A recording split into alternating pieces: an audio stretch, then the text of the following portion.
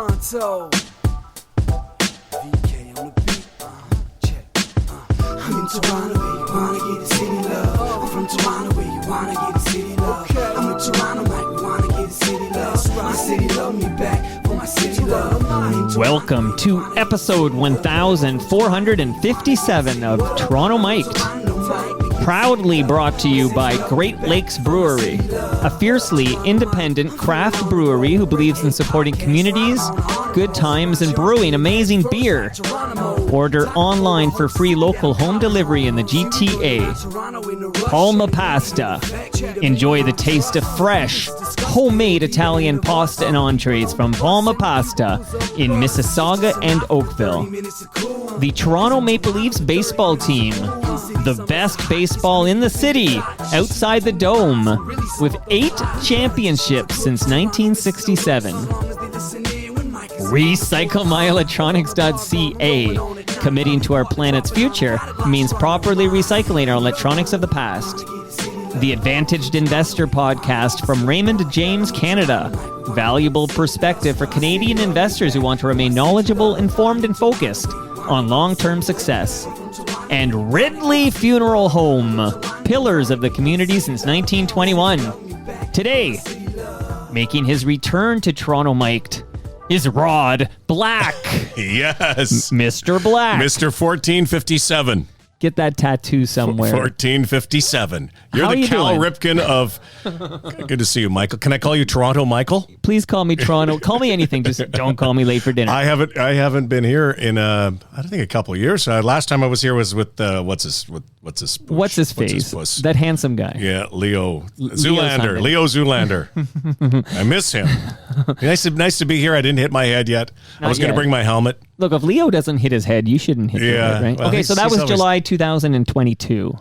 So almost 2 years. So is that... Have you bumped into Leo since then, I assume? Yeah, okay, yeah. We talk quite a bit. I don't see as much of him as I'd like to. Or maybe it's probably good that I don't, because I've stayed out of jail, which is nice. But I miss him, and I miss working with him for sure. I love the guy. He's like a brother to me. Uncomfortably handsome, though, right? Like, how do you feel about that? Yeah, a couple of my kids look suspiciously like him. So, no. Do they speak Lithuanian? Yes. He is Dolph, what's it, Dolph Lundgren? He's Dolph Lundgren. Yes. I would break you. But he's such a pussy. I mean, he is such a pussy. Like, for a guy who's 6'7" or whatever, 6'8", and, with this towering physique and everything, he is so soft. And he's got an ass that just doesn't stop farting. And we are like Schwarzenegger and DeVito. I'm Schwarzenegger. He's DeVito. Of course. And I will tell you what, my nostrils have never been clearer. Because I haven't felt the stank of that guy. And I feel sorry for Kate Burness and Jack Armstrong and Sam Mitchell, because I know they have no nose hairs, that's for sure. Like a rocket, man. I love it. Here, so I got to set the table a bit. But sure. First, there's the table. By the way, your table's much busier than the last time. Is it? Is there more swag in front of you? Oh yeah, lots of swag. I didn't have any swag last time. Is that right? Yeah. See, I don't believe that. I don't believe, because I'm certain. Oh, you did give me some pasta. It was fantastic no beer? pasta. I didn't give you any. And you gave me a coffin.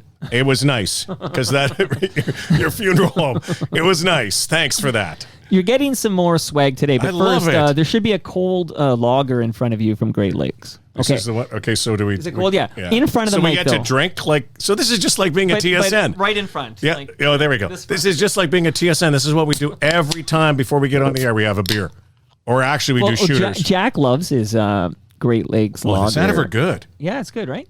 Really good. So they brew that 5 minutes away. That's fresh. Well, the lake's right here. You just go down. That's the great, in my opinion, in my unbiased opinion, the greatest of the Great Lakes, Lake Ontario. So Great Lakes Brewery made that, and you're bringing some fantastic home with you. Oh, I like it. Fantastic. Stove or wherever the hell you hang. I won't have a lot because I have to work tonight, but that's all good. Well, I have a couple of sips of that. Yeah, it's delicious. Yeah. And just let me get this out of the way. So Palma Pasta has a lasagna for you, Rod. I'm sure you got a lasagna last time. Yes, delicious, I did. It was authentic really Italian good. food. What's this little green? Okay, that is a measuring tape We got to measure you for your coffin. That's great. That's from Ridley Funeral You were going, I got to measure you for your coffin. Okay, good. That's good. There you go. That's really, thank you. That's for you. And the book I'm going to hold on to because I'm going to do but I'm going to tell the listenership. Sure. Like the ongoing history of Rod Black. So excluding, you did show up like remotely for a TMLX event when we were closing down the Pandemic Fridays. That was fun. You got a bunch of musicians and guys and and you said, "Oh, come on for 20 minutes." I think I stayed for 4 hours. You were amazing. And you came by. That was for a Pandemic Friday. But here's the official Rod Black appearances. So you made your debut. You were milestone episode 800. That was a big deal. So that was 657 shows ago. Long time ago. Yes. February 2021. And here's what I wrote. I wrote a description. Mike chats with TSNs, because at the time you were at TSN. You remember being at TSN? Vaguely. Yes. Mike chats with TSN's Rod Black about his mustache. Oh, yeah. I'm fixated on that. I'll get back to that later. His sports media start in Winnipeg. I actually have some follow-up questions for you today about Winnipeg. Okay. Working the 91 Canada Cup. Olympics, Blue Jays, his relationship with Charles Barkley, working for Canada AM. I remember that well, yeah. I love it. I got more on that too. Working on Canada AM, working for Canada AM on 9/11. Yeah. Get serious for a moment. Raptors. Yeah. And more. So when they were good. They're like I can't remember. They're underdogs at home by the most points ever in the history of the franchise. Like not good times. They're reloading. Reloading, rebuilding, rejuvenating, refurbishing. But hey, we still have a championship, and there are teams that have none, including a hockey team in this city that hasn't won since 1967. Look, flags fly forever. Yes. I was talking about this yesterday. They can never take that away from us. 2019 champs. No, we were there. Wow, that was fantastic.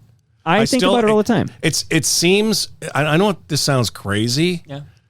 It seems like yesterday, but it seems a long time ago as well. It's like stuck in the ether.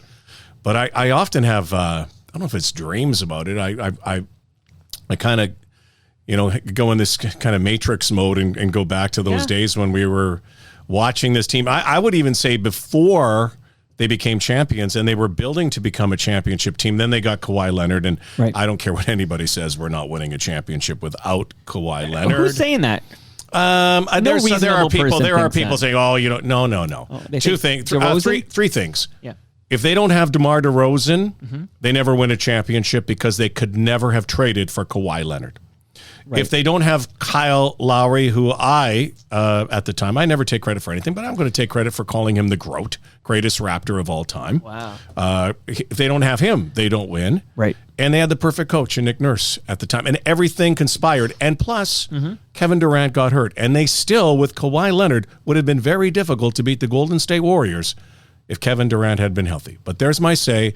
We have a championship in Toronto that we always will have. Will they win one again within the next 26 years? I wouldn't bet on it. It'll be very tough. You'd have to get a generational player or make a trade for the generational player in the game today, and that's Victor Wembanyama, who is phenomenal. And they will win a championship there before the Raptors will. Before the Raptors. I wouldn't take that bet. So that was episode 800. But, sorry, I went off on a real tangent. I like it. I like tangents. Okay, Rod, go nuts here. But that was February 2021. We had that 800, and it went so well, but then you had to go. And I was like, I'm only halfway done with you, Rod. You came back the next day. Do you know that? I do remember that. It's the only time in the history of the podcast. What was the date again? It's February 2021. Why did I have to go? Nobody was doing anything. We were in the middle of a pandemic. You were somewhere. Oh, I probably had to go take a dump. You had to go take a dump. Okay. But then, so episode 801, there's a new description now. Mike chats with TSN's Rod Black about Joe Carter, Pat Tabler, pinball, the Raptors, his chat with Kawhi, the CFL. We didn't want to forget the CFL. Yeah. The 2010 Olympics. Gosh. Wow, that was a great one. And his impressions, you did lots of impressions that day. So you went back to back. Yeah. Now let's fast forward. During the pandemic again. Well, I don't know if you know this, Rod. Obviously, nobody could show up for your second day, so I filled in again. Well, you didn't have enough pasta there to give to people. Do you remember the phone call you took from me the day you announced that you were leaving TSN? My departure? Yes. When was that? October 2021. 21. So that was episode 932. Literally, we had like a 15-minute phone call. Wow. Where you basically held your cards close to your chest and just sort of said, everything comes to an end. Well, it did, but it didn't. I mean, yeah. That was that. Yeah, I do recall that. I was on my, I think I was on my porch that night, contemplating my next few chapters in life. But it was actually, I think if you remember the show, I mean, a lot of people were kind of melancholy in that, thought that I was going to be, and I wasn't. I was actually excited about what was next. But it was also during the pandemic still. Right. Although everything was kind of, we were getting out of it at the time, remember? Right. And sports were resurfacing. We still had to test. We couldn't fly. We had to line up for things, but yet we could go into the LCBO and touch people. So It was a different time. But yeah, so is that the last time I was on? No. Okay, no. Then I was with Leo. And then you came on with Leo. Yeah, so that was July. Those were my last phoners. Yeah. Well, this is only your second visit to the basement studio. But those were the last phoners. That was the last phoner. Yeah. And then I said, Rod's got to make the drive. I'd rather be here because then you get the swag, because I know you promised me swag on the phoners and I never got any. No, but you never showed up at a TMLX event. I take care of you. Yes. By the way, June 27, stick this in your calendar, June 27 from 6 to 9 p.m., TMLX 15. That's the 15th Toronto Mike Listener Experience. It's at Great Lakes Brewery here in Southern Etobicoke. Palma Pasta will feed you. Great Lakes will buy you your first beer. That's an invite, man. Oh, wow. I need Rod Black because it's also, ready for this? Yes. It's also my 50th birthday. Oh, dude, I'm coming for sure. Like, make sure you bring that date, though. I'm coming. June 27. Don't invite Leo. Anyway, that's my outside voice. No, I'll bring Leo. Bring everybody. Leonardo. And well, happy 50th, man. Well, it's almost here. It's June 20. June 27. I'm 50 in Celsius. Are you, so you're comfortable now? You're enjoying your Great Lakes. You're comfortable now. Yeah, I am. So I want to give it to you a little bit here. Okay. So all right. I want to take credit for something. I deserve this credit. I'm not going to take credit for something I don't deserve credit on, but I'm going to lean in a little bit and we're going to talk about this. Do you remember the text in which I introduced you to Keith Stein? I do. Okay. I can bring it up, actually. Do you have it? Okay. So do that. And while you do that, if you have it there, I would like to just let everybody know that Keith Stein, who owns the Toronto Maple Leafs baseball team, Keith Stein, a huge fan of Toronto Mike. Me and him became buddies. I did a Padel League podcast for him. We had many conversations, and we were chatting one night, and he was talking about buying the Toronto Maple Leafs. And he said, Mike, and he values my opinion because he can recognize an ace when he sees one. Okay, so we're chatting, and he's like, Mike, all these FOTMs. I'm looking for somebody who, is good with the media, has baseball connections, is universally beloved. And he said, Mike, I want you to recommend somebody and connect me with this person. And I take this request very seriously, Rod.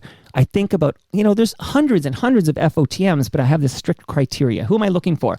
And I say to Keith Stein, I said, Keith, I want you to have a conversation with FOTM Rod Black. And I explain these 5 or 6 reasons why I think this is a true story. You can talk to Keith about this. And then whatever, did you find the text? I did. Okay. So read that text and the date too. December 3rd at 8:11 p.m. December 3rd, 2023? 2023. Okay. What does it say? I think it's 2023. No, it can't be 2023. 2022. 2022. Right. Yeah, 2022.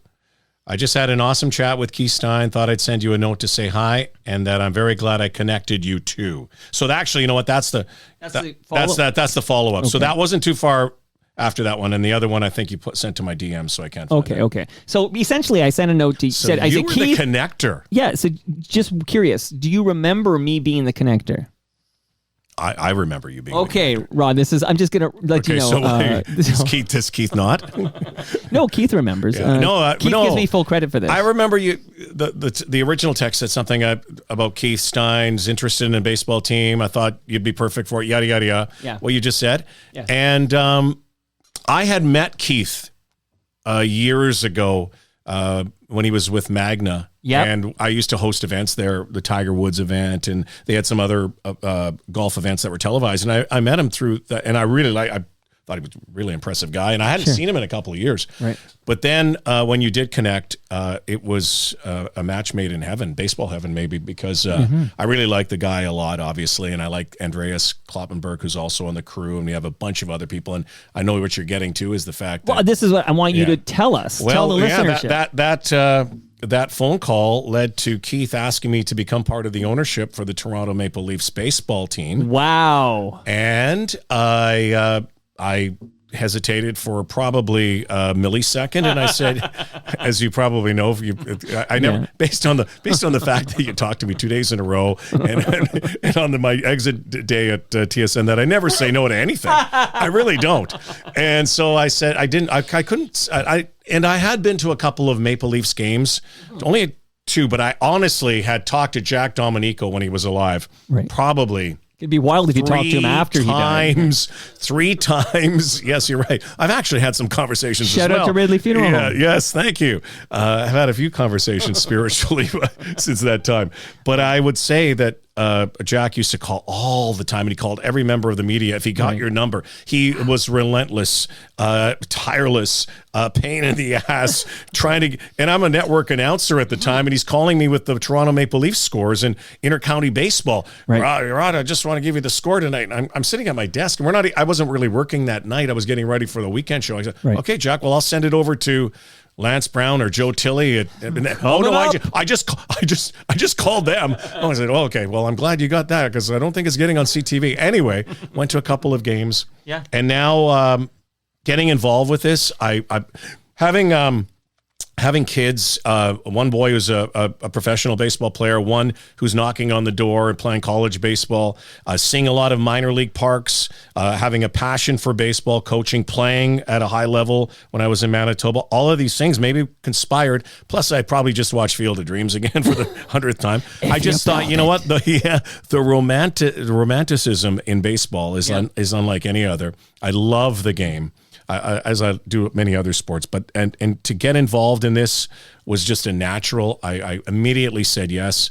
I love what they're doing. They bought the Leafs. They paid a pretty penny for it. Sure, could have probably bought the whole league. I think I think that the team is. My thing is too. It's just not about the promotions, getting more people down there, the passion play. I love, and you've gone to games clearly. I know you're going to be doing some stuff down there. I'm going to be there May 12th for the opener. Will you be there? Opening day. I'm not missing it. I'm going to record live. I'm going to bring some people like I'm going to bring Rick Emmett from Triumph. Oh gosh. Yeah, I'm going to bring Stephen Brunt. He's coming all the way from the Hammer. Of course, Hebsy's going to be there. Nice. I just talked to Mike Eppel from Breakfast Television. We're going to have a crew. I can tell you, Rick Vive is going to throw out one. We might set a record for the most opening pitches. We've got. We should talk about this. Maybe former Maple Leaf hockey players who will be there. We got some ex-Raptors, some ex-Blue Jays. Wow. So it's going to be an incredible day. Wow. We're going to do it upright. The bottom line is, and by the way, anybody who's listening, just I guess you can email. Do people email anymore? DM you, text Toronto Mike. Mike at TorontoMike.com. Mike at TorontoMike.com, and Mike will get you free tickets. Everybody. Oh wait, there are free tickets. It's free. It's free, and that's the beauty of this. We want to make this at Christie Pitts. Right. I said if I'm getting involved, I really want to make this like you go to a party and a baseball game breaks out. And so we get more kids. Yeah. So a kid from the inner city, which very few have made it beyond Joey Votto, I think, from the inner city. Yeah. A kid from the inner city can make it someday, a boy or a girl playing there and being there and just being around something that's good, clean fun on a Sunday or a Wednesday night. And so that's really why I got involved. I really wanted to be involved in something like that. I love the passion of the ownership group. Like I said, here's the other one, though. What people think, I think Keith thinks that, I'm there to, help with the publicity, to help with the promotion, which I am. Maybe MC a couple of things, do a broadcast. I'm there for that. Get some of my friends down there like you. I'm there because I want to win. I want to win. I want to win. I want to win. You're in it to win it. You don't get involved in sports, even if you're a broadcaster. Right. You don't get involved in sports unless you like to win. And there's nothing like that championship, even though we're just broadcasters. But I also broadcast the CEBL, the Scarborough Shooting Stars. Yeah. And, you know, this team, and I know we're not supposed to say we, but we won a championship last year. Second year, you know, it's not about, and again, we don't play. But it's cool to be part of something like that. And now as an owner, I don't know if I'm on lean more to Mark Cuban or George Steinbrenner or Harold Ballard. Or Harold Ballard. Well, you know, or Jack Kent Cook, who actually owned this team at one time. And by the way, there is a curse that exists from the Toronto Maple Leaf baseball team that exists. Can I guess? When they tore down the stadium. When the team left. Yeah. Right, and then they came back. Right, the Toronto, and I believe Harold Ballard had a chance to buy the team and did not, or said something about it, or wanted the team name. By the way, this Maple Leafs baseball team has the name before the hockey team. Yes, sir. They have the name because in it, and by the way, the hockey team also had the name before the flag, before the Maple Leaf was even, you know, people thought about Canada with the Maple Leaf. Right. The Toronto Maple Leafs baseball team has been in existence before 1897. It's 1896. It was my first year broadcasting. Babe Ruth played against them for the Providence Grays and hit a home run on September 5th, 1914. Yeah. Pitching. And that the history of this team is incredible. Beyond all that, I mean, I'm excited, but I want to win. We want to win. Okay, I'm now part of that we, you understand? So we're basically now, Rod, who saw this future coming when Toronto Mike and Rod Black would be in business together? Well, who saw that coming? I'd reach over and give you a hug, but I can't right now. Thankfully, I can give you a hug now because I couldn't during our last time because we were locked in COVID. But I will tell you life is about connections and knowing people and getting people involved. In our ownership group, we've done that as well. Rob Godfrey is involved. The group of people is so passionate about the game and really caretakers of the team. They want this team to succeed, yes, win, but they also want to make it part of the community. Anybody the Bushmen, who are famous and infamous at the same time, who go to the games and they've got great chirps. I've met some of them just before Christmas with the manager, Rob Butler, who was a World Series. Who's my guest on Monday? Is it He's Butsy? Here Monday. Oh, yeah. Listen, tell him that he's got so many great stories. I would also say my son Tyler, who's a prospective big leaguer, well, listen, he's knocking on the door. You're stealing my thunder. We're going to get to that. He's knocking on the door. He's probably not a big leaguer without Rob Butler. So we'll get to that in a sec. But so Butsy and I went out and saw the Bushmen, and I think a lot of people said, well, new ownership, they're going to try to we're going to change things. We're going to absolutely change things. We're going to make it better.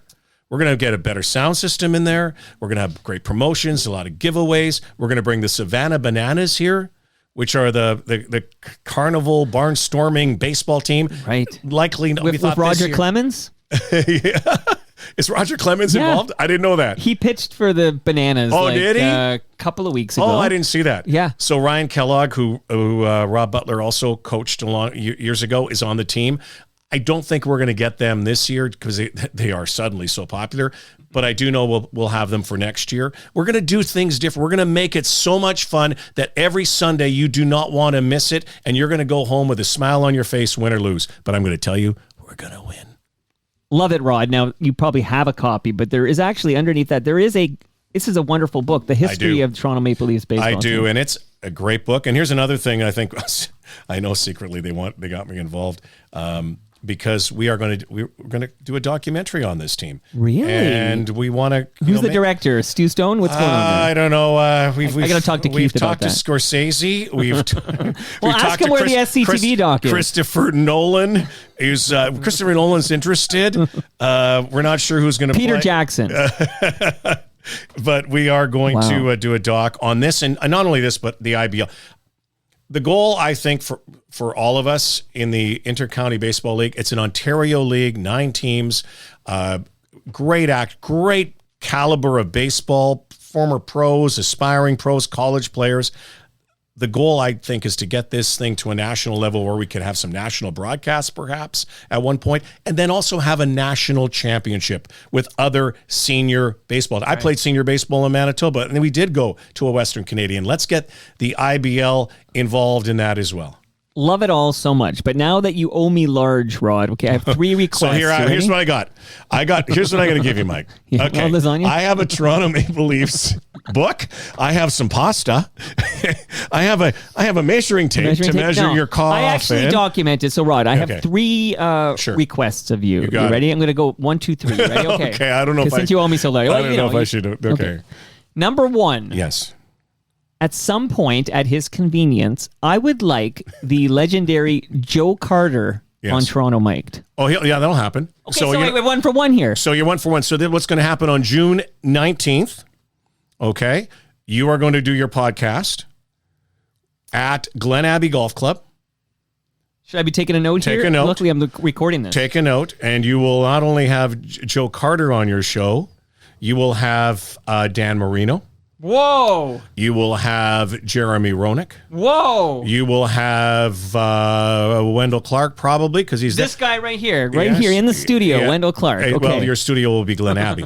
Because that's okay. I it's the the Joe Carter Golf Classic. I'm on the committee. I host the event, and you bring your gear down. I have signed a deal. You have carte blanche to do your show that day. You know, this is binding. I recorded every word you just said here. Okay, well, and that's June 19th?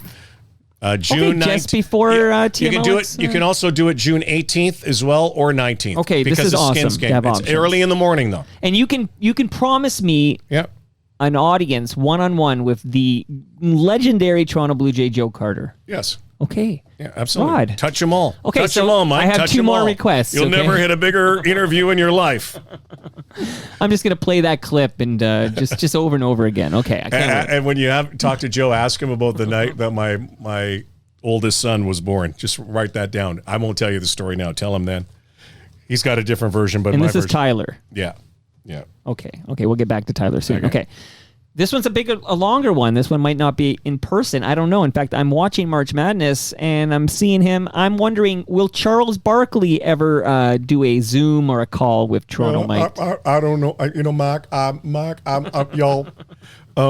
Rob Black, my favorite guy. I'd only do an interview with him in Subway.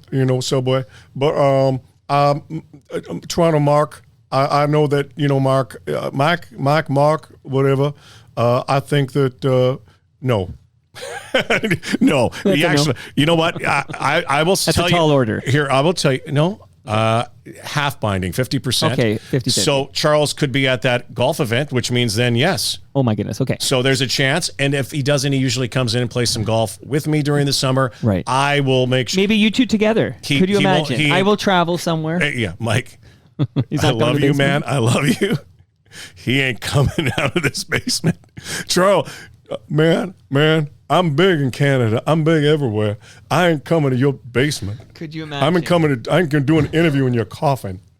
No, he will not do. He will not come down here. But I will tell you, yes, that's going to happen. That'll happen. I like that you're real with me, man. Two of two. He ain't coming. Now the third one, Charles. One time we were golfing. This was on my honeymoon, as a matter of fact, in 1998. We were in Vegas. This is Charles Barkley. We have a golf game at the Hilton Golf Course. We are staying at the Hilton. He got a limousine to go 100 yards. So you think Charles Barkley's coming to your basement? Good effing luck. Love it. Okay, the third request. Let me just look at you for a moment, drink you in. Okay, this is a big one. I would like you to grow back. This is the mustache. I would like you to grow back your mustache. I can't because it's one of Leo's eyebrows. And so I'd have to rip it off his head. No. Okay, yes, so I will. I got to know it. I will. When do you want me to grow up for? Give me a date. I'm flexible. So I'll see you a lot this summer. Maybe way too much. Maybe too much. Yeah. But I'll see you at one of the games. How long does it take you to grow that vintage classic Rod Black mustache? 3 days. That's it? One day I got it. But the big one, it's so cheesy too. And I had that big, I looked at some pictures of it. I was looking at you in Winnipeg the other day. Some bad ones. You should actually look when you have Butsy on, Rob. Take a look at the video of Rob Butler and I'm interviewing Rob in 1993 World Series. And that's when I really kind of got to know Rob when he played for the Blue Jays. And we became just fabulous friends at the time. And that interview to me is still one of the most favorite interviews I've ever done because it was so raw. He was screaming out his brother Rich, and then he doused me with so much champagne and ruined his suit. And you know what's so crazy? I think my mustache never got wet, but that mustache was grotesque at the time. But I will grow it back for you, Mike. For you, that's 3 for 3. That's a hat trick. Okay, it was worth it. So are you going to put some Are you going to put some money on this thing? So if Keith Stein, I'll tell you what, if Keith Stein donates, if he donates $500 to $1,000 to Special Olympics Canada, I will grow it back. Keith, you've got your marching orders. Keith's listening right now. And Keith is full of cake, man. He's got so much money. He burns money. I got to increase my rates. Yes. Gets a good tip. Yeah, Thank you. And he's a good man, a great leader, and he's going to be a great owner of this team. Love it. I'm going to play a clip. You kind of alluded to this, but let me ask you, please, to listen for a couple of minutes here. Up next, the Brewers at 33. With the 33rd pick of the 2021 MLB Draft, the Milwaukee Brewers select Tyler Black, a second baseman from Wright State. The Tampa Bay Rays have the next pick. He joins Sal Frelick out of Boston College as first rounders by the Brewers. 6'2", 190 pounds. Burst onto the scene at Wright State in 2019. He was the Horizon League Freshman of the Year. Finished with more walks than strikeouts. He struggled a bit in 2020. Had a shoulder injury. Had surgery to repair his labrum. They shut him down. But Jim Callis, he hit for much more power this year. What kind of player are the Brewers getting in Tyler Black? They're getting an offensive second baseman, Greg. He's another one of these hitters like Trace Sweeney, small school hitter, small school college hitter, had a lot of helium as the draft approached. He was in the first round mix for a couple teams. You're getting a guy who's got good exit velocities, puts the bat on the ball very consistently. I think it's probably going to be average power, 20 home runs, kind of average run, average defender at second base. You're getting a really good bat with 20 home run potential. You got to ask Tim about this guy. They opened the season against Vanderbilt. He doubled off Kumar Rocker on day one. Tim, you want to talk about it because you saw that up close. Yeah, thanks for that, Jim, too. Yeah, that was a double. That was an 0-2 pitch, actually, that was down and in. He scooped it and hit it right center field. I'll tell you who he is. Not who he is, but he's from Toronto. Joey Votto was from there. 6'2".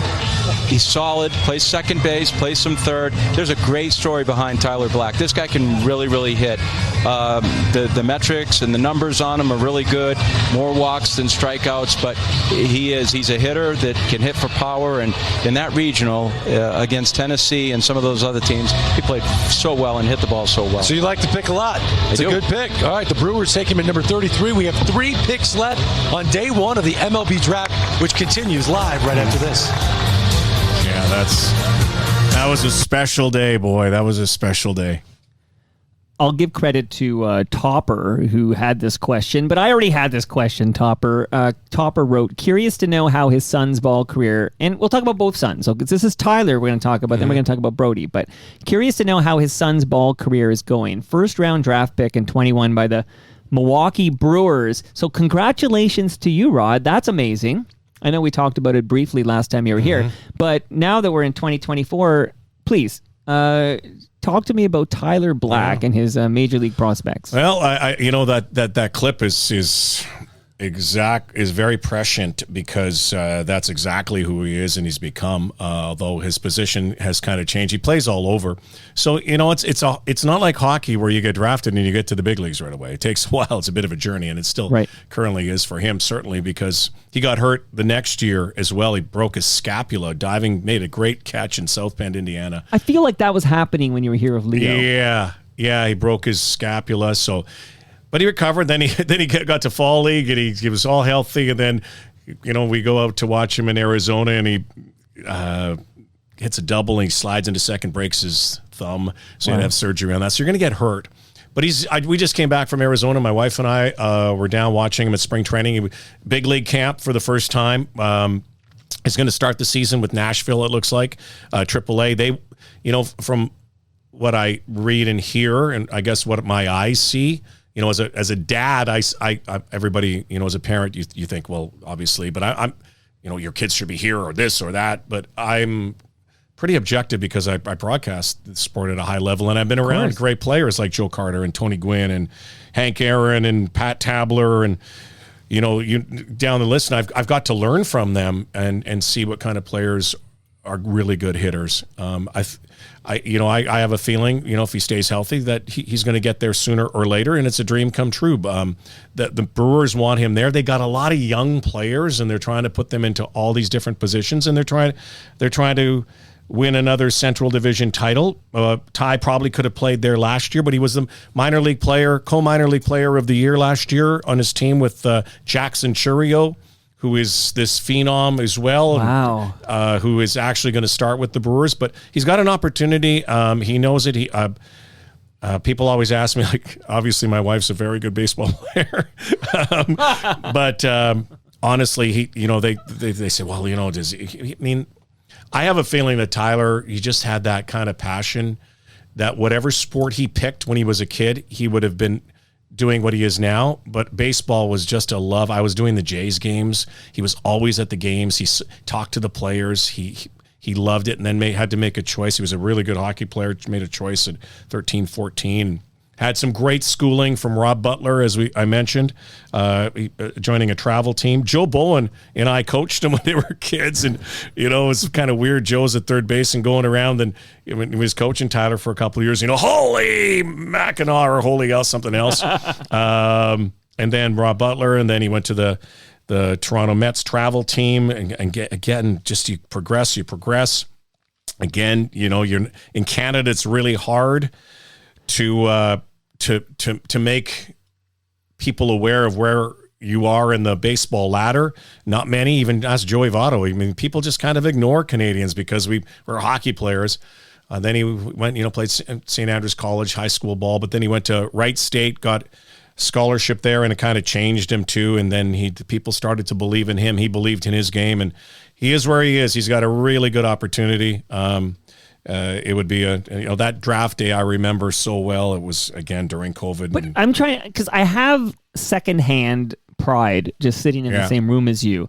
And on the live stream, there's a bunch of comments. You can see it in your eyes, like absolutely the fatherly pride when I played that clip. Well, like, I think it was fatherly pride because he might be finally off my payroll. He's became a millionaire that but night. Does it flip? Like, do you go on his payroll now?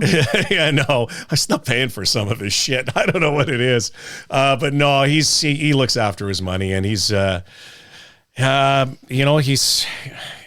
you think about him is, some guys would get into big league baseball to look after that, to try to find that big contract or to become a big leaguer. Ty I think he wants to get there because, number one, he wants to be a great ball player. Mm-hmm. Number two, he wants to win a world championship, be an all-star, be an MVP. He's never been satisfied with just being status quo. So when you have that, and it may never happen. You never know. Injuries, you get blocked, whatever. But he's just got this internal clock and desire. All my friends who've been around it in the broadcasting industry have seen it. Robbie Alomar saw it when Robbie was working with him at a young age. He said, he's going to be a big league ball player. You really want to temper expectations because it's unlike hockey. Hockey can be an 18-year-old. You can get to the National Hockey League. Sure. But to get there, and even to be compared to Joey Votto, because I do think there are some legitimate comparisons, bat to ball. But he just works so hard. He works so hard, and he's a really good teammate. So, and he's a good kid. So that's what we're most proud of. Okay, so Tyler's your oldest son, but your youngest son, Brody, right? Middle guy actually. Middle guy. We got lots of kids. And again, the two that look like I have Leo. more kids than you do. Just remember that runs. I got 4. Okay, I'm tied with you then. There we go, Ty. We're going overtime. Let's not go to overtime. You're 50. Well, I got a vasectomy during the COVID pandemic, so if I beat you, something went wrong. One of your kids is going to look like Leo too, so it's not going to. So, how would you know the difference? Yeah. So he's taller. Yeah. So Brody is a couple of years younger, a year and a half younger than Tyler, and he goes to Coppin State. It's a HBCU. Coppin State. Yeah, the HBCU, historically black college in Baltimore. His final year, so he's going in the draft league, and I guess when the season's over. Again, it's been a journey for him, but really good ball player too. Different than Tyler. Tyler's more fire, and he's more ice. But, he's committed to and passionate about the game. And, I think wherever he lands, I think, he's going to be doing something in baseball. Amazing. I'll say this, like my 9-year-old plays house league hockey at Mimico Arena. And that's the most important thing, by the way. Trust me. Which part? No, your playing house league? Kids playing sports. And in fact, we had our last game last weekend, and I'm like, I'm going to miss it. The soccer starts very soon, but he loves his soccer even more. So can I tell you that is the most important thing? Like, people might say, well, you're hoping your kid. My dad was a great junior hockey player, almost made it to the NHL with the Rangers. My father-in-law played for the Boston Bruins. So you'd think that, genetically there might be something there and that, parents would push that your kid's going to become a pro. I never, ever had any grand illusions. This is such a nice bonus that these kids are getting a chance to live out a dream. The most important thing is that you get a chance, and especially being a dad or the moms out there or guardians or brothers and sisters, go watch, go participate, go be part of sport, because there's nothing more important. And now my daughter, I have another boy, Jesse, who's I think he could probably be named after Jesse Barfield. No, no. Although Ty, I think, was named after Ty Cobb. Brody, we kind of found that name. Jesse, I don't. He was named. No, he was named after Brody would be Jaws. Jesse after Breaking Bad. Pinkman, Jesse. No, and then my daughter Sienna was an actress singer. So they all played sports, and my wife and I divided and conquered, and we all went. Right. I miss watching them so much. I never had a chance to watch Ty during college because it was during COVID and that. Brody was away. So Jesse finished playing hockey, maybe the most gifted athlete in our family, but never really had a real strong passion for sport. I used to go watch at midnight his buddy's old-timer beer league as a dad, because he goes, why are you coming? I know this feeling. And then my daughter, her last game of hockey was last year. I hope she plays more, but she played up in Aurora with the Panthers, Central York Panthers. And again, I had tears in my eyes after realizing that was, I'm not going to get a chance to see her play that again at that competitive level. Whoever's out there, go see your kids. I always say to people, I said this to Tessa Bonhomme last year, and because I missed so much, Mike, I will tell you, if I have one regret in broadcasting, and I have none, except this, is that I was away so much to see my kids play. And I miss that. I miss that so much. And I miss so many games. And I tried to make it up. And, you try to, and I was there a lot during the week because I could be there for 5 days a week. But at nights I was doing games of every different sport in every part of the country or the world. So Tessa was asking me, she was a new mom. And I said, you're going all over the place. Whatever you do, don't miss your kids' stuff. Because this stuff, what you're doing, is not worth it.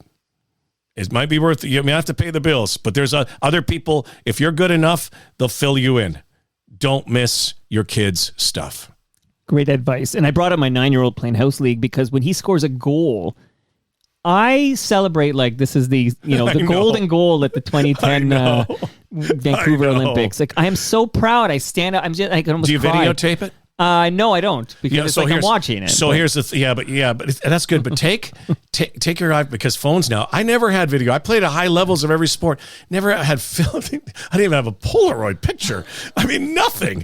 Somebody sketched you. Yeah, they took a cartoon strip on the side of a cave. But no, there's nothing. Take some I know it's a pain, but you might catch that magic moment that you have forever. Well, he scored precisely 2 goals this past season, so it's like you really have to do a lot of videotaping to get it. But the pride I feel with a goal in house league hockey, I can't imagine how you felt when your son Tyler was drafted in the first round of the MLB draft. That's got to be next level pride. So I just want to say again, congrats to you and Tyler. And my wife Nancy, who's she's been a rock, right? We've had to drive all over. She's going next week. I'm busy doing all Canadian games up in Orangeville, which was the BioSteel game. So I'm doing that next week, and I can't go see. We try to go as much as we can. Like Tyler last week in Arizona, Brody's. We couldn't go this week, so she's going to drive down to Syracuse, watch them play because they're playing there. I'll probably come back, and then I'll drive somewhere. Right. And I don't mind driving the 8-9 hours because I figure by the time you get to the airport and everything. And again, we missed so much during COVID. They were playing. They were in the States playing. but we couldn't get over the couldn't border. get over the border. My goodness. Okay, so you have a lot in common now with FOTM Andy Frost. Shout out to Psychedelic Sunday. Do you do an Andy Frost impression? Goal scored by number 34, Austin Matthews. I feel like for him, we need like a number 13, Matt Sundin. Or his own kid. Why? Yeah, well, that's where I'm going with this. Number 13, you're two, Matt Sundin. Two legendary broadcasters with children who will play pro. Do you know that we were broadcasters in Winnipeg together? Put a pin in the Winnipeg talk. I'm going to get the Winnipeg super soon. Andy and I go back a lot. I haven't talked to him in years. We used to see each other. Roderick, how are you? And I'd say Frosty, and then it's so cool to see his kid because his kid played in the same area, and I followed his kid, and it's so cool. I kind of miss Andy. Like I loved Andy's PA at Scotiabank or Air Canada Centre when it was that. Absolutely. Yeah, but he's I'm proud of him and his family and what his kid's doing. And, Morgan? Yeah, Morgan's I've got a Morgan too. My Morgan is a young girl, but Morgan's one of those great names. But Frosty's a classic, man. Yeah. He's a good dude, and he worked at a rock and roll radio station. I think it was the first rock and roll radio station in Canada, even before Q107. I think it was 92 City FM. Brother Jake, Andy Frost. Both FOTMs. Yes. Wicked. I used to do stuff on their show with them because I was a young broadcaster at CKY. And you know what? Okay. The Winnipeg, I'm going to do a little, before we say goodbye here and take our photo by the Toronto tree as it was anointed by... Are we done? Dave Thomas. No. Oh. But we're going to do a Winnipeg segment. I have a Winnipeg clips. I want to dive into Winnipeg because you have such a long career. We've talked about it all. People can go back in the archive. But I want to focus on Winnipeg. Sure. But a couple of anecdotes. One is that Dalton Pompey, former Blue Jay, much like Rob Butler, he did play in your IBL very recently for the Guelph Royals. We want him. But it's tampering. But he's a police officer. He's a cop now, right? So I don't know if you know this, if we've ever talked about it. Do you know that Dalton and Tristan Pompey is a hell of a ball player? But Dalton and Tristan Pompey's father, do you know he's the legendary cowboy dancer from Electric Circus? Do you have any knowledge of this? I did not. Okay. What? So Electric Circus. What? Which I remember. I remember the cowboy dancer. That's the dad. The cowboy dancer on Electric Circus 100% is Kay Pompey, Kenrick Pompey, father of Dalton and Tristan Pompey. I think I bumped into him once. I don't know him, but I've seen some interviews with him, and he's a compelling dude. Well, he's been on Toronto Mike. You can listen to he's an FOTM himself. But on 1236. No, because I'm 1457. So I feel like a prisoner with that number. So he was are you kidding? No, I wouldn't kid about something like this. And he also released a 12-inch single called Summertime. And if people Google it, they might see what I wrote about it on TorontoMike.com. Throw it up there if you can. Unbelievable story of Dalton Pompey and Tristan Pompey's dad, Kay Pompey, the cowboy dancer on Electric Circus. I wonder if we'd like to get Dalton. But again, I think Dalton Pompey was around when I was doing the Jays as a youngster, and Tristan, and tremendous, great Canadian ball players who, by the way, wore the maple leaf with pride when they played. And they were overlooked. They were overlooked players. I remember that. But they weren't, and so they got a chance to play. And the beauty of these guys is what they've done afterwards and the way they've been able to pivot, especially Dalton, to become a member of the police force. In Hamilton, right? I'm not sure. I think it's Hamilton. But anyway, congratulations to him. So if he does we're going to take a run at him? Get him on the Blue Jays, on the Maple Leafs? That's tampering. But if I would listen, he's a free agent. So you know what? It's not tampering. If you're listening, I know your shift is probably maybe late night shift. Hey, dude, just if you're in the back parking lot at the station, get one of the constables. Just keep throwing you balls because it's. By the way, baseball's like golf. You have to hit every day. You have to field every day. Right. And then hey, if you don't want to play, just come out and do security. Well, get Dalton Pompey on the Toronto Maple Leafs baseball team. And here's a rumor I tried to spread just hours before the Blue Jays announced he was getting his tryout.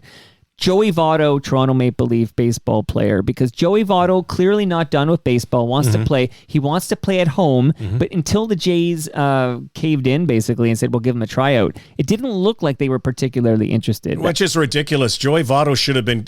That goes to show... I believe there has been some collusion that has gone on in baseball. First of all, the money in baseball is way lower because of regional sports networks, not in Canada, but around the United States. So there's everybody thought Shohei Ohtani, they're opening up the puck. No, everybody else with the exception of a few, signed for, probably market price.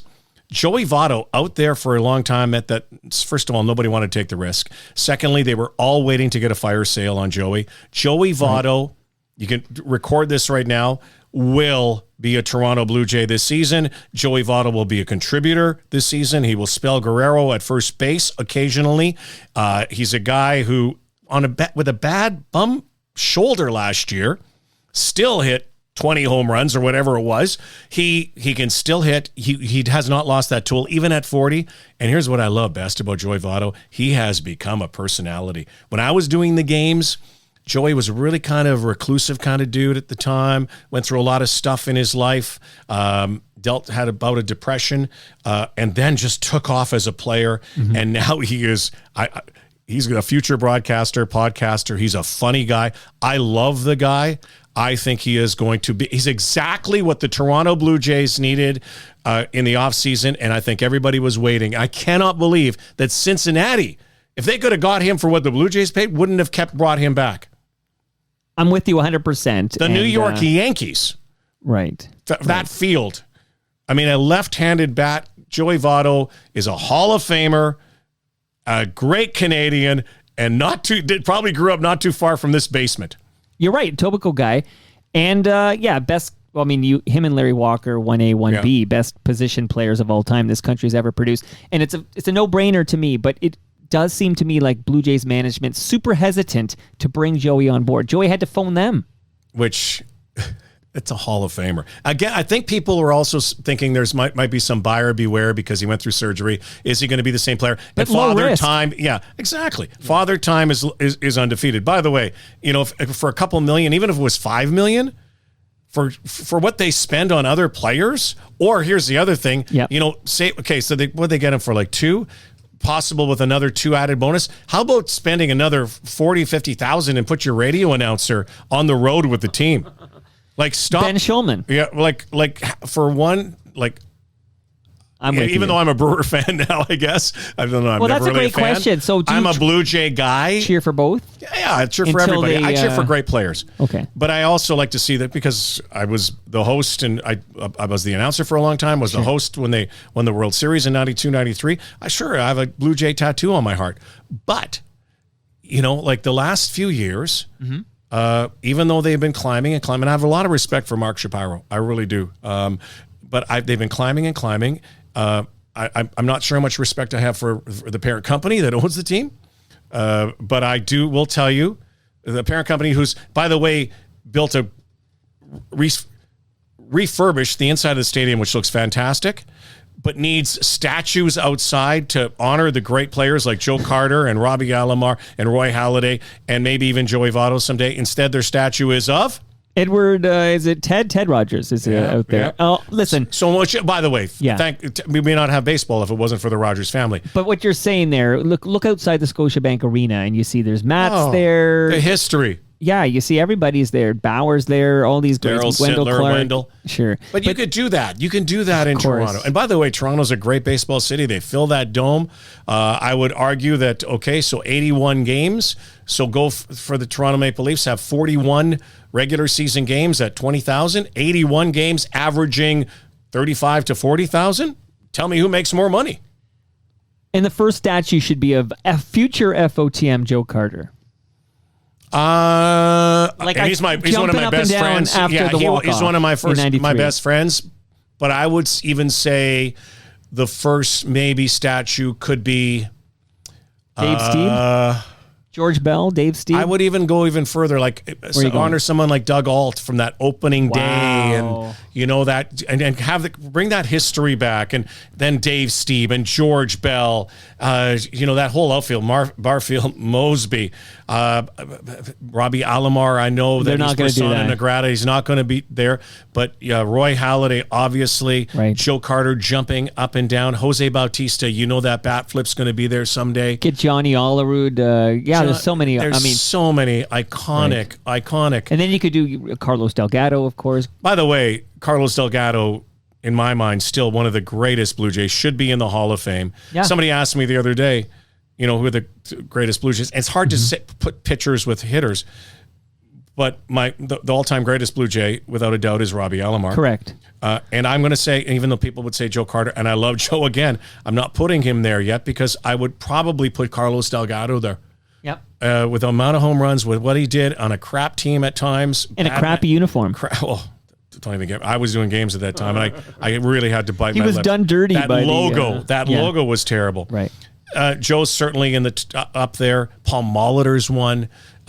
Even though he was here for such a short time, Kelly Gruber, when in his time, was a great player. There's so many. Although he's great persona non grata too. Yeah, and maybe for less, for lesser reasons than Robbie. Yeah. And here's the thing too. Yeah.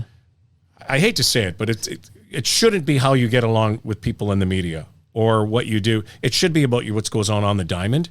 I mean, goodness gracious, the Hall of Fame of baseball is full of miscreants, some murderers. Ty Cobb. Yeah, and people that and yet a guy who I believe still should be in somehow. I think that I know I'm getting off on another tangent, but I do think baseball's Hall of Fame. I finally come to the realization that they should allow Barry Bonds, that they should allow Alex Rodriguez, Roger Clemens. But there's got to be a separate wing, or there's an asterisk on it because it was during. So the Baseball Hall of Fame is a museum. Mm-hmm. It's not a shrine. And it's not this, apocal cathedral. It's to document the history and chronicle the history of baseball. That means Pete Rose is an obvious choice to be in there, especially a guy who, how he bet, and how the hypocrisy of baseball right now says, and if you go in a baseball locker room, it still has that.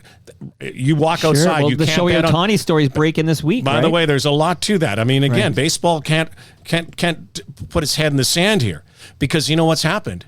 Baseball has come to dance with the devil. So if you look at games now, Bally's was the regional sports sponsor. They're Bet365, FanDuel, whoever it is, DraftKings, all of those. You watch a game, so you're not allowing betting in baseball or gambling, but you're allowing these ads on. And so what does that say? Right. So anyway, back to the Hall. I think they should allow these people. Maybe it's a wing, a steroid wing, a betting wing, but to deny, there has to be, in my mind, a better way. And maybe they're not on. Maybe it's just a plaque. Because people would say, well, then, hey, everybody's going to start cheating again. By the way, there are people cheating. But not as much, not as was during that steroid era, and certainly the blight that Pete put on that at the time. Interesting hot takes from Rod Black. Okay, I'm going to pepper you with a few questions from listenership when they heard you were coming on. This one, tongue in his cheek, very funny, but 40 and Dunking says, will you do a jersey swap with Grady Dick? Because he's, you know where that's from. So we don't even have to dwell on it. We can move on. We can move on. Big Grady energy. Although I was thinking your name, like your first name, is also, you could just flip your name. It could be a condom flavor. Brady says, serious question. Okay, I was interested in this question. As a non-Toronto person, I'd wonder why his commentary always seemed to be pro-Toronto teams. Is this personal bias or direction from the producers at TSN? Can you speak to this? Did you ever get a memo from TSN to say, because you are the home broadcaster for the Blue Jays, I would think you would have a little bias there. I think it doesn't matter who was in this chair, whether it was me, it was Dan Schulman, it was Matt Devlin, if it was Gord Miller, Chris Cuthbert, we've all had that question. I would say, first of all, for the Blue Jays, it's Canada's team, so certainly you have a rooting interest. You know more about the team. When I say rooting interest, in terms of the team does well, ratings are better. We know more. Do we get more excited? I wouldn't say so. I mean, the Raptors clearly. I mean, they're the only team in Canada. But I would think it'd be weird if you didn't. This is a difference. It's different. It's changed a lot, by the way. If Chris Cuthbert is calling a National Hockey Night in Canada game and it's the Winnipeg Jets versus the Toronto Maple Leafs, I would expect Chris Cuthbert to be objective and to have the same enthusiasm for both sides. But when Joe Bowen is calling a regional broadcast for the Leafs, he's a homer. Yeah. And, I don't think, when we watch Sportsnet, who has all the Blue Jay games now, there's an expected, not that, Dan Schulman still gets up for a big home run by the opposition or whatever, but I think there's an expectation that this is catered for Blue Jays fans. Yeah, and I think that a reverse question would come. Why do you Why are you so hard on the Blue Jays? I mean, I will tell you, and I love Carlos Delgado so much. He's we become great friends through the year. And we become close with the players. I'll never forget when he came up to me before a game once. And trust me, I call the game. We call what we see. Do we know some players better than others? If the crowd goes crazy during a Blue Jay game, of course, you're going to add a little more emphasis on your home run call. There's some dude out there, I don't know who he was. Some used to always say I was a Yankee. I was a Yankee supporting Yankee. I'm going, dude, what? Who are you? Then I found out he was some teacher somewhere, and then I found out he was an absolute diehard Blue Jay. And I don't even know who the guy was, but I said, well, whatever. Right. You got to get so. And we're also, there's these media critics out there, or these typists that all they do is watch and they criticize everything you make. And then I met some of those guys, and I realized, I really care, because they can't ask a question anyways. That's why they're doing what they're doing. All you got to do is call the game as you see it. If somebody feels that, I can understand it. It's Saskatchewan. If I wore a blue tie, the Rough Rider fans would go, you get all these, see, you're an Argo supporter. You're a Blue Bombers. No. And So let me, just for the record, if the Argos were playing the Blue Bombers in a big CFL matchup and you're calling the game, did you have either way? So you would play it up the middle. You just react to what happens on the field. Absolutely. I would hope I would. I hope I would. And there's but stories. You'd be more of a Blue Bomber fan than an Argo. You're born and raised in Winnipeg. That's the saddest thing has happened. And all of the guys I mentioned previously, and the women who broadcast as well. Yeah. One thing that happens, especially when you get to a national level, a network level, is you lose your fandom. You don't lose your fandom for the games. You lose your fandom for the teams. I grew up a Winnipeg Jet fan, a Winnipeg Blue Bomber fan, a Winnipeg Whip fan. That was the Expos farm team. I didn't know that. Yeah, and so then I moved to Toronto in 1990, and then all of a sudden, like, Maple Leafs are going off. They're on the verge of a cup, perhaps. And Blue Jays went back-to-back. I'm thinking, boy, I'm in a winning city here. This is incredible. You lose that. You have to lose it, because you have to be objective, particularly at a national level. And God love Joe, I will tell you. Yeah. The reason that Joe Bowen is the icon he is because of that affection that he has for the Maple Leafs. And so bless you, boys. Yeah, that bless call? you. Holy mackerel. Like, he wears it on his sleeve. Yeah. And so I would say, for the tiny percentage that would say, oh, you're a homer, they're not probably Maple Leaf fans. Mm-hmm. It is completely outnumbered by the majority who say, well, Joe, you be Joe. I've been with Joe at events, and Maple Leaf fans love Joe like they like Wendell Clark. Wow.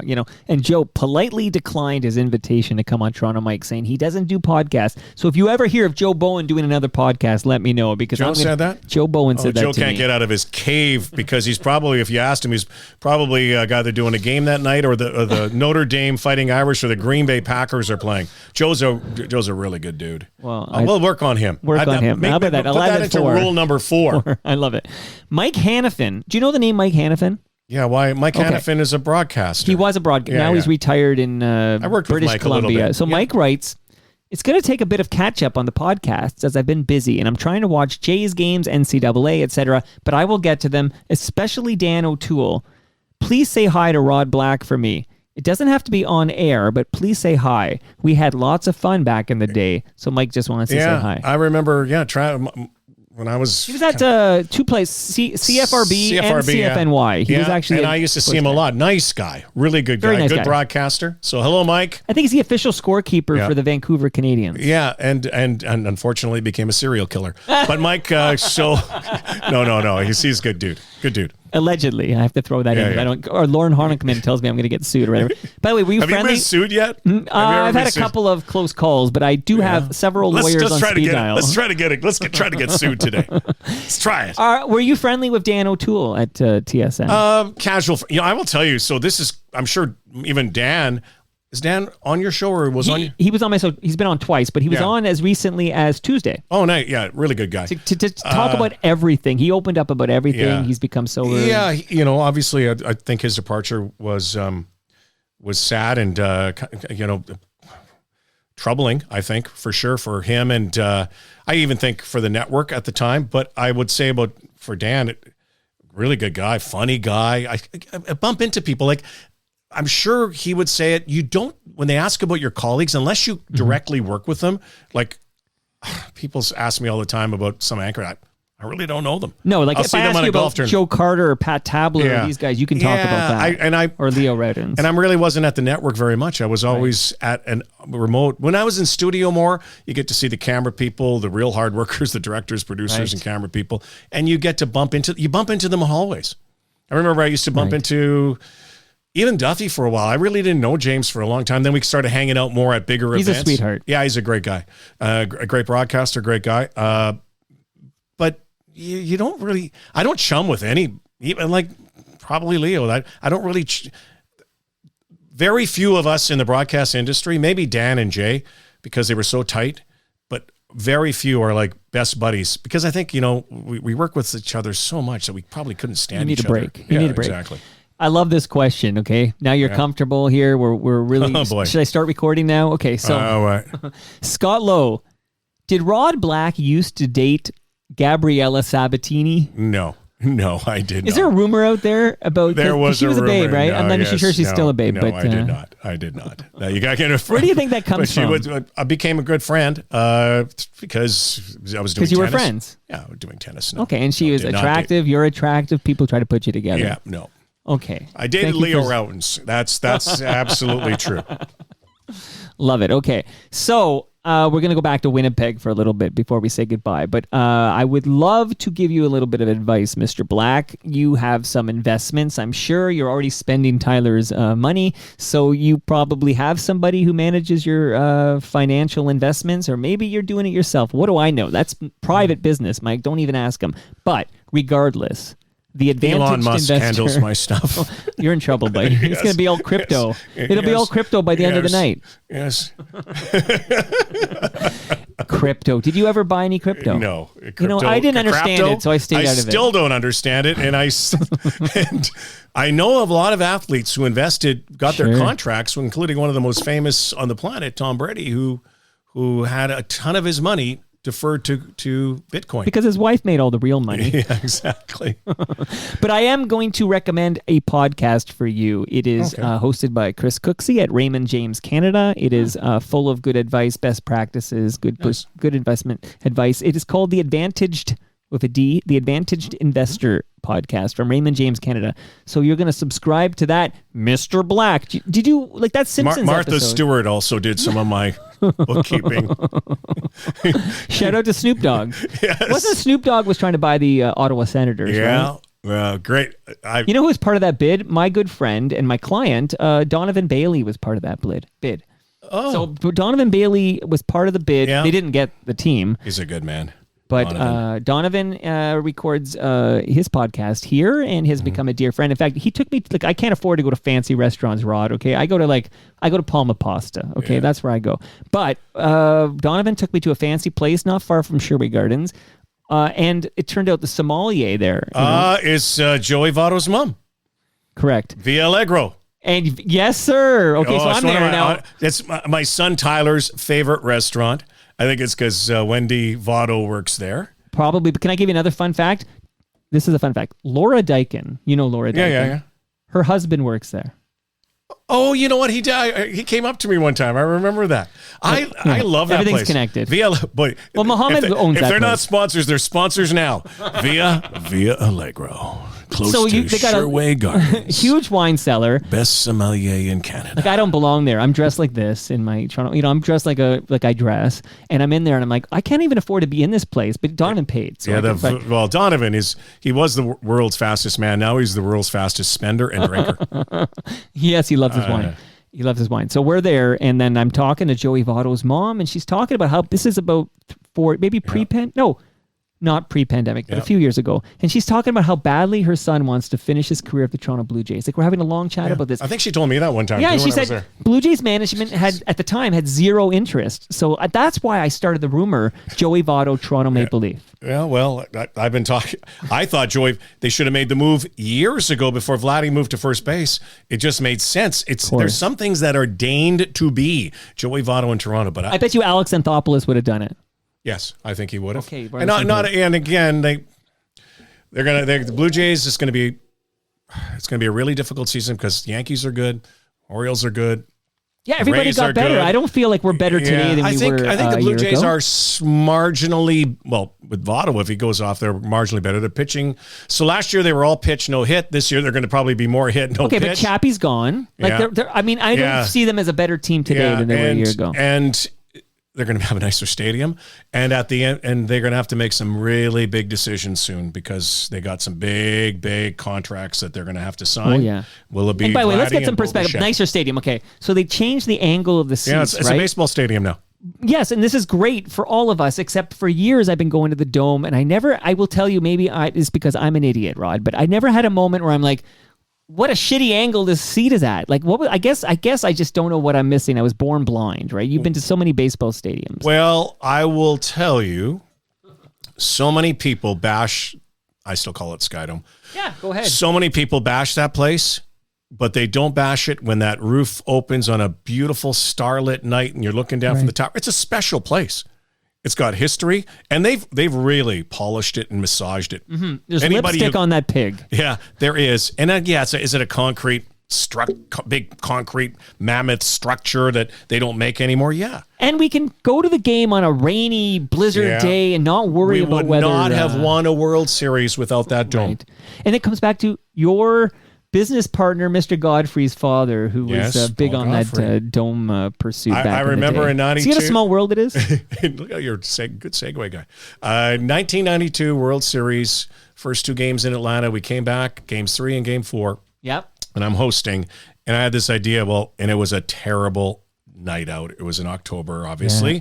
And I said, I got to do these hits because I was hosting. We did the pregame live, but then CBS at the time, did the broadcast, Sean McDonough and Tim McCarver. Of course. So we let them, obviously they did the game, and I was kind of this host that came in between commercial breaks, whatever. So we went out and we taped a hit from Exhibition Stadium that night. And it was coming down, snow everywhere. And I can't remember what it said exactly, but could you imagine this game would be canceled? They're not playing there tonight. Right. We would not have won a World Series without it because there's so many cold days, so many cold games. You couldn't play a World Series.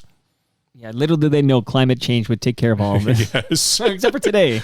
What the hell? What the hell's going on today? I'm so glad I didn't take my snow tires off. By the way, good segue, guy. Imagine how good I'd be if I wasn't brain damaged. Okay, Ryan? So let's go back to Winnipeg. Oh, I did want to shout out recyclemyelectronics.ca because, Rod, if you got a drawer in Stouffville or where the hell you're from, you've got a drawer of old cables, old devices. I got a bin. Well, listen, don't throw that in the garbage, Rod. Those chemicals end up in our landfill. Go to recyclemyelectronics.ca and put in your postal code, and they'll be like, Rod, really? Drop it off here, and they'll be properly recycled because it's been accredited by the EPRA. Give me money? I didn't say that, okay, Rod? I don't know. You have to negotiate your own. I didn't say that, okay? Okay, that's a good idea, though. Give me that because I got so many recyclemyelectronics.ca. Tell them Mike sent you. Okay. I want to go back to Winnipeg before we say goodbye. I think I told you let's do an hour, and then I just want you to know we've blown past an hour, but we're going to go to Winnipeg, okay, before I set you free here. Mm-hmm. By the way, this, I drink Burst from Great Lakes Brewery. What is that? It's an IPA. Yeah. And I quite like it. It tides me over until the Sunnyside Sunnyside IPA shows up. The Sunnyside is my summer GLB beverage of choice, and I love it very much, and it's coming soon. It comes every summer. Shout out to Sunnyside. But okay, let's go back to Winnipeg. Okay, can I do one for mine? Go ahead. What is it? What is it again? You got the premium lager. Premium lager. That's it? There's no more? Premium lager. Great Lakes Brewery. Always filling. Always light. Always makes me feel good. Great Lakes. Oh, nice. Great Lakes, where we want you to drink beer every single day. Great Lakes, where we will keep you on your couch watching NFL football every Sunday. Great Lakes, where it's really tough to swim because they're polluted. Oh, sorry. Sports Sunday. Coming up in the next 30 minutes, we'll take you down the road to the Stanley Cup with Game 2 in the Campbell Conference Divisional Finals. Team Canada is on the road to the medal round at the World Ice Hockey Championships in Moscow. A good day on the diamond for the Montreal Expos, but another tough one to swallow for the Toronto Blue Jays. Fuzzy Zeller was stellar again, putting his way into the winner's circle at the Heritage Golf Classic, and Larry Holmes says enough is enough after failing to recapture the World Heavyweight Boxing Championship in Vegas last night. That and more on the slate tonight. Stick around. We'll start it off with playoff fever and our NHL report up next. Those were my days when I was on some heavy cocaine. No. It was the 80s. Everybody was. Shout out to Peter Gross. Yeah. Oh, yeah. And John Gallagher. Yes. I've heard the stories. Well, what's this one? Brought to you by Molson, North America's oldest brewery with nearly 200 years of brought to you by brewing Great Lakes, not Molson. Oh, my one pet peeve, my one bone to pick with Keith Stein is that I learned the official beer of the Toronto Maple Leafs baseball team is Left Field Brewery. You know, though, Left Field, great place. I went there the other day. Listen, I don't argue with you. You know your beer. Listen, I've never been to that establishment before, and I will be honest with you, I'm not the biggest beer drinker. That's why I really like light beers if I have any. Nothing against beer, but Left Field, what a great restaurant. We did a thing there the other night with Rob Butler, who's going to be your guest shortly. Monday. And Mike Wilner. Who's been over many, many times. Yeah, it's. Have you been to Left Field? No, because I'm so loyal to Great Lakes Brewery. So this is but it's a restaurant. Okay, where is it exactly? It's in Liberty Village. And I didn't know what to expect. I thought it was going to be like a little tiny sports bar, musty, because I used to have a sports bar in Winnipeg, and they're musty, and they had a smell of sweat. Wait, you had a sports bar? Yeah, a bunch of bombers and jets and myself. We had a sports bar, and we made no money. That was not a good investment. We should have had a good investment person. Our manager drank. We needed a Keith Stein. Yeah, it was called Bleachers. It was a good spot, but we drank it into oblivion. Anyway, this place, I go in this restaurant the other night, and I went, it blew me away. You've got to go. It is so nice. Well, now that I'm in bed with the Toronto Maple Leafs baseball and they team, are I'll make my way there. But I did also, just to wrap that thought up, is that ideally, in the perfect world, as I design it, and I'm like the marionette, like I'm pulling all the strings. I'm going to put Rod Black, Keith Stein. We're going to do this. We're going to do that. I'm going to get Rob Butler on, and then I'm going to get Joe Carter on, and then I'm going to get Charles Barkley on. I'm doing all these things. So in a perfect universe, multitasking. Great Lakes Brewery would be the beer for Toronto Maple Leafs baseball team, but it is Left Field, and you have good things to say about them. So I look forward to visiting. Yeah, it's a great restaurant, and Mark Murphy and I think his wife Mandy. I only had a chance to meet them that night, and we're going to have our press conference down there to announce the team and the season in April. And again, food was fantastic. Even Rob was saying, like, I go to sports bars. I go to a lot of them. Like the real sports is kind of that incredible Parthenon of freaking sports. Well, location is everything. Yeah, and Left Field's not far behind. It's got beautiful monitors, brick walls, and a taste of history. Like everything in it. I just like the place. And so thank you to Left Field. They're going to be a great sponsor with us this year. Okay. So I look forward to checking it out. I will shout out the GLB Brew Pub at Jarvis and Queens Quay, because they got a special there. Am I going to go there soon? Every time the Blue Jays play, shout them out too. If you come there and say you're here because you're going to watch the Blue Jay game or whatever, you get a $20 deal where you get a fresh GLB pint of beer. And I'm trying to remember the deal, a burger and fries, I think it is, and it's $20, and it's a great deal. And they got TVs there as well. So come out to Jarvis and Queens Quay, check out the GLB Brew Pub. But okay, let's get back to Winnipeg here. So this is CK. Tell me what I'm listening to. Let me hear a little more. Tells a story all night. Both teams not afraid to rough it up. The Leafs take the lead in the second period. What proves to be the winner? Greg Millen, couple of stops with Peter Inachek, puts it in. It's 1-0 Leafs. That's all they would need. His brother Miroslav Inachek. So that's got to be like 88, 89? 86. Really? So what do you remember about, so CK, just give me, I know we visited in your first appearance, but you're in Winnipeg. This is called CKY Sports CTV, Sunday. So Sports Sunday, we kind of started one of the first Sunday sports shows. Nobody really had one across, and two things that we started at CKY that nobody really had in Canada. One was Plays of the Week, and we did it differently. We had it with movie clips and all of this Wait, stuff. let's say, so you mean Canada or Manitoba? No, in Canada. Nobody else. What about Sportsline? No, we were actually ahead of them, I believe. Yeah, we got to talk to Hebsy about this. I think we were a little bit ahead. Might have been about the same. Around the same time. I know we we saw them as they came into our market because they were on the local global feed. But we also we started Sports Sunday.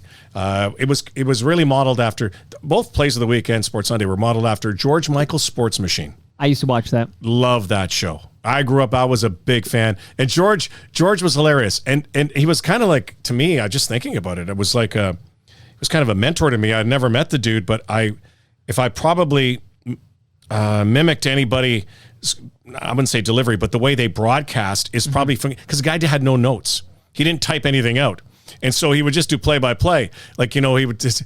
And the Washington Capitals tonight are taking on the Boston Bruins. And there's Ray Bourque. Ray Bourque has the puck. Ray Bourque will shoot the puck, and Ray Bourque will score. You didn't know anything about anybody else. But I believe George has passed. I'm not sure if he has passed. 100%. Yeah. We've lost all of our George Michaels. Yeah, that show was a jewel. And so that's what we did. So that's 86. I was 24 at the time. And hoping and dreaming about national stuff, I guess. Hell of a great mustache, though, for a 24-year-old. It was. Well, I had it since I was 5. So, but that was also the time. Yeah. Like beards are now. Beards are so popular. Facial hair is popular. Is it Magnum PI that made you have to get that? So I wouldn't say Magnum PI, but everybody at the time had a mustache. They all look like Daryl Hall. Is it Daryl Hall or is that John Oates? I can't remember. Who has the mustache? That is Oates, I think. Is it Oates? Okay. So yeah, it's Oates. It's Oates. So everybody had that kind of mullet and mustache. Freddie Mercury had it. I'm trying Tom Selleck. And so even CKY, which was a CTV affiliate, they ran promos, of what's upcoming in the season in their shows, and they made me mimic Tom Selleck with a little grin. Same thing, the little eyebrow twitch, Hawaiian shirt. This was somewhat ridiculous at the time. But anyway, that was... Mustaches were popular. And, I looked like either a cop or a porn star. Or both. Why not both? Yeah. But porn star cop. Well, you're bringing it back. That's number 3 on our list Yes. of things you owe me here. Yeah. So Winnipeg, I'm going to play another clip here. All right. We got to be patient and stay disciplined and keep skating. We just got to get more offense. We just didn't test Vernon enough. And, if we're going to win playoff games, we're going to score goals. Man, I know that voice. I think big key is to stop the Howard Chuck line. They're definitely very talented, and they're going to score a lot of goals. And I thought we played pretty good defensively last night, not giving them very many chances, and we capitalized on them, fortunately, last night. Hello, everyone. I'm Rod Black, and welcome to the NHL playoffs. Last night, the Calgary Flames simply blanketed the Winnipeg Jets top line. The goaltending story was a difference, and also the absence of Randy Carlyle made a big difference. And George Kingston, who's joining us again tonight, last night Carlyle wasn't here, and he's not here again tonight. He will not be playing, and Paul McLean will be sitting out as well. Well, I think it's going to be a very tough night for the Jets, but I think that the key is going to be how their forwards respond. What about now the team itself? They have to regroup, obviously, and get back to Winnipeg with a split. This team, however, looks like it's ready for golf season. Well, I thought they did last night, but I think that tonight's a new night, and I expect they're going to be a much better physical game tonight from the forwards particularly. We look forward to your analysis, George, tonight. Now, with their thoughts on tonight's hockey game, the rest of our playoff team, here is Russ Peake and Doug Smith. Wow. Thanks, Rod. Yeah, a lot to so anybody who thinks that I'm a homer should have listened to that.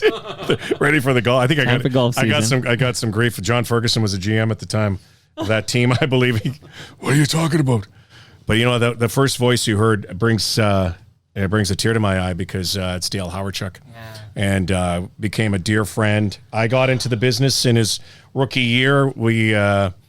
He was a golf announcer and an analyst for me in Winnipeg when we did some golf Manitoba Open Canadian Tour stuff. His foundation was huge. He did so much to help so many people. He was just that ordinary superstar, Hall of Famer, never won a cup, never had to win a cup. And of course we lost him a couple of years ago to stomach cancer. And he was one of the greats. And Mike, I don't know if you ever had a chance in your 1,457 episodes, but if you would have, he was just one of the most genuine dudes I've ever been around. We all miss him. I was just recently with Dave Ellett, some of the other guys on one of our little tours around Ontario. We go and play hockey and raise money for Easter Seals. And it always comes back to Dale. It always comes back to him. And you've talked to anybody who was around him. He was just a special person. And again, more than a hockey player, but just gone way too soon. Well, my condolences. I knew him as a hockey player, and what a hockey player. And I remember the hype around him before he was drafted. Like, this was a phenomenal prospect. Oh, he was incredible. And so he was such a great prospect that in Winnipeg, when I was growing up, Bobby Hull was signed, and I was a young 9 or 10-year-old. Was one of the first kids got a chance to meet him, as a matter of fact, and was incredible. And they brought a Brinks truck down to Portage in Maine, and they opened up the Brinks truck. There was Bobby Hull, because they signed him to the highest contract in hockey history. And when Dale signed, the Golden Jet. Yeah, when Dale signed, they did the same thing. They brought a Brinks truck, and he was even bigger than the Golden Jet in Winnipeg. Dale Hawerchuk, there's a statue there now. I wish I would have been there for the ceremony, but I saw it last year, and again, I just couldn't help but my eyes were watering that day, seeing that statue and knowing what he did. I know the Jets left after he left, but that was an ownership situation and all that. Dale Hawerchuk really put NHL hockey for Winnipeg on the map. Do you miss Winnipeg? I do. Miss it every day. I mean, I miss it, but I love this city. I love Toronto. I miss my, being I miss the comfort. If you and I wanted to go golfing, if you said, hey, Rod, you want to come do my podcast? I'd say, when are you going to do it? I'm in 2 hours. Okay, now. You know how it is to arrange somebody to come down here. Herding cats. Yeah. Or golfing would be, okay, when do you want to golf? Well, let's get your calendar. Let's go 2 weeks. Okay. How about I got August 5th. How about August 5th? No, 6th. Let's go 6th. That's 4 months from now. I go, hey, you want to golf? Yeah. I'll see you in the course in an hour. So I miss a lot of, I miss the summers. I don't miss the winters so much. How are the mosquitoes? Because I hear legendary stories about mosquitoes in Winnipeg. I've never been to Winnipeg. Good Joe Carter story, actually. When I used to have a tournament out there, my own golf tournament, I'd bring one guest in every year. Joe was my guest one year. We're at the famous St. Charles Golf and Country Club, elite posh, kind of like, I guess, Rosedale here. And we played 2 holes. And we actually had to give in to mosquitoes. And it was a beautiful 28-degree day, and they were just swarming it. So you can have days like that. Yeah. You almost need it. And then you can also spray as much as you want. And then there's summers that they're not as bad. I would say after rain, they can be bad. They get pretty large. But you go up north. Listen, as bad as the mosquitoes, I've been up in Muskoka during black fly season. That's the worst. Black flies. That hurts. And it's they get itchy, in your pelt. Yeah. But I will tell you, Muskoka, the beautiful lakes in Muskoka and all the surrounding area, Manitoba has those lakes too. And in the Kenora, just into Ontario, Kenora, but West Hawk Lake, Falcon Lake, and Grand Beach, which is a hidden jewel in Canada, which is this incredible. I think it was nominated the #1 freshwater beach in North America. Really? By Playboy Magazine. I got to get my ass to Winnipeg. And it's incredible. Rod, you want to go to Winnipeg with me? Yes, I will go. Let's do the podcast from there. I'm in. And the best pizza there, Dell's Pizza. I'll shout them out. Wow. And my buddies at Mona Lisa. I miss that. And High Steakhouse. But I do get back to do games now with CEBL. And, of course, I did it with the Bombers. But yeah, I do miss Winnipeg. But I will tell you, I love Toronto. I love this city. And you've been here a lot. I mean, in the GTA anyways. You've been over here 30 years, a lot longer than you were in Winnipeg. Yeah, actually, yeah. So I left, it's almost even. I left there just as I was turning 30. Okay. You're right. I've been here longer. I'm always right, Rod. Come on. You are right. And plus now, I love this city so much. Hey, I went and bought a baseball team. I should have closed on that note, but I'm going to play a great Toronto band, Lowest of the Low, to play us out. But first, I want to just quickly shout out some great Winnipeg bands. Okay, so recently, I had Randy Bachman on the program. Oh. And we were talking about the Winnipeg music scene. So have you met Randy Bachman? Yes, and his brother was my dentist. Is this because he lost a couple of brothers? Yeah, maybe. I don't know. He's got a bunch of brothers there. I met Randy only a couple times. Burton Cummings. Let me go through them. I'll go through all the great Winnipeg musicians. Kenny Shields. Kenny Shields, Street Heart. Guess Who? Guess Who should be in the Rock and Roll Hall of Fame, by the way. I'm with you. Harlequin, Street Heart. Tom Cochran, who's from Lynn Lake, Manitoba. Are you friendly with Tom Cochran? I know he's a golfer. Very good, yes. Yeah. Okay. I just texted him this morning. I love him. Okay, and I'm not a name dropper. I hate name droppers. I said that to Justin Bieber this morning. I do the same line, but I always say I was talking to Robert De Niro about that this morning. Can we please add a 5th item to the things you owe me? Because you owe me everything, Rod. There, no Cleveland, no Bowie, no Toronto Mike, no Rod Black. Okay. Can we please get Tom Cochran on Toronto Mike? Yes. He's said he's into it. So he's going to sing the anthem at one of the games this summer. So there we are. What a wonderful episode this has been. And Tom is... I love that guy. Great golfer, great man. I've done a lot of events with him. Actually, one of the most memorable was in Trenton at 8 Wing. And I didn't even know... Tom's... You can look it up. Mm-hmm. Tom has a history with the military and the Air Force. His father was in the Air Force. He was a pilot. He's crashed a couple of planes, and he's lived to talk about it. But I'll never forget, it was almost haunting to me. We had all these 8 Wing commanders and pilots and in the mess hall in Trenton, and I was hosting it with Tom, and Mark McCoy was there as well. And Tom went up and did an a cappella version of Big League. Yeah. That absolutely melted the room. He did that for Humboldt after that tragedy, and it was not a dry eye in the house. He is a great man. You love Tom Cochran. I already do. We're going to get Tom Cochran on Toronto Mike. What about more recent bands? I'm just curious. Like, can I shout out my good friends, The Watchmen? Oh, I love The Watchmen. I love The Watchmen. Yeah, they gifted me the... Oh, did they? They're one of my favorite bands, actually. I keep forgetting that. They were kind of getting big when I was leaving Winnipeg. So. Mid-90s. Yeah. Right, exactly. They were another great. one, again, The Weaker Thans. Okay, and they have the great song "I Hate Winnipeg," so you can go to YouTube or whatever and check out The Weaker Thans. But just shouting out, and Crash Test Dummies are Winnipeg. Oh band, yeah, right? I was going to say Queen City Kids, but they're Regina. Yeah, Crash Test Dummies. Who's the lead singer? Brad Roberts, who was the only guy with a deeper voice than you. So Silent Night. That Silent Night version, the Christmas song. No, it's the First Noel.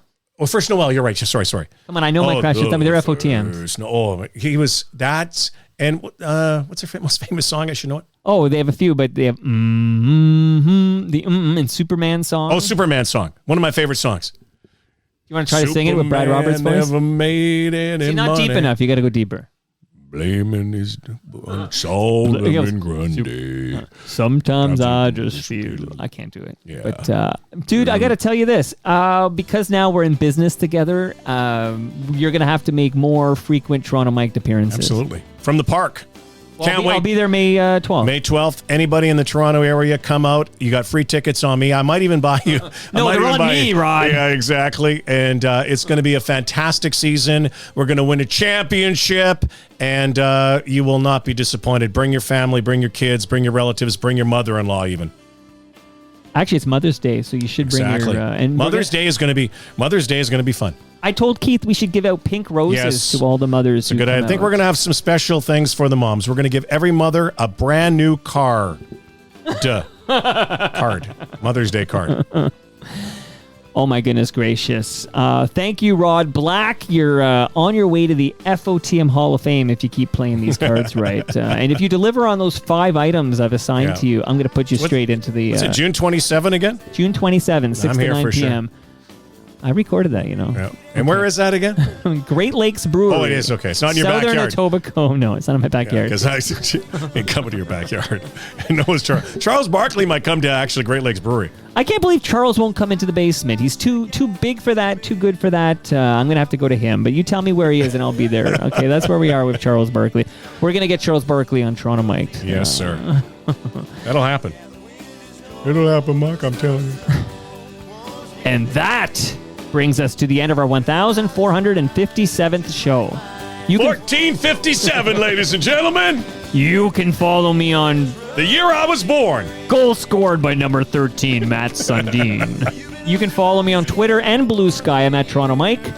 Much love to all who made this possible. That's Great Lakes Brewery, Palma Pasta, RecycleMyElectronics.ca, Raymond James Canada, the Toronto Maple Leafs baseball team, and Ridley Funeral Home. See you all Monday when my special guest is Rob Butler. Oh, please. He's the best. Let's see. Touch them all, Rob.